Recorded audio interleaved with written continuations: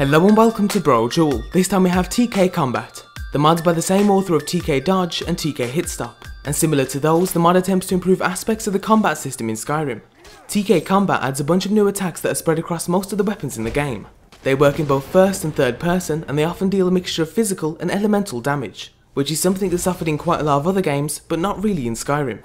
The mod takes advantage of SKSC and uses a new action button V and the directional keys to let you launch new, fully animated attacks at your enemy. You automatically know the attacks, and they've been designed to work together with your magic ability as well as the ability you have over the weapon you're using.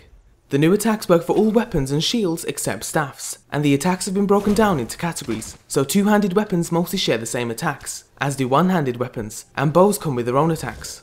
Because of their magical properties, nearly all of the attacks come with extra buffs and additional effects, and a full list of the spells along with what they do can be found on the mod page. Using them in a fight is easy, and you can pretty much just press the action button at any time to launch an attack. But to make the most out of your new attacks, you should probably learn exactly how to use each one.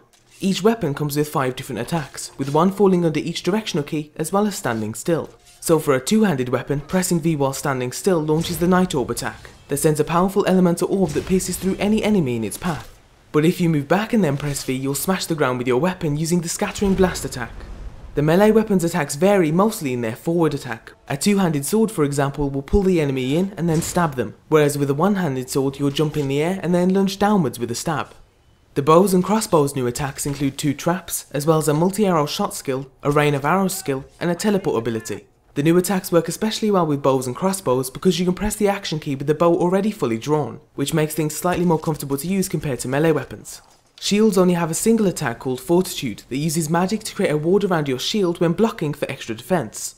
And overall, the new attacks work very well alongside the normal attacking mechanic, and there's a great variety available to keep things interesting. The attacks are also flashy enough to be fun to use, but realistic enough to fit in with the normal attacks in the game. Some are slightly out there and a little overpowered, but it isn't too much of an issue. The mod also works surprisingly well considering what it adds, and it can be easily configured in game using the menu spell that you automatically gain with the mod installed. The mod also works great alongside the author's TK Dodge and TK HitStop mods, so we'll include links for those too down below. It's definitely worth a go, and if you like it then be sure to leave an endorsement. And that's the end of this spotlight. Everything you need is down below, and thanks for watching.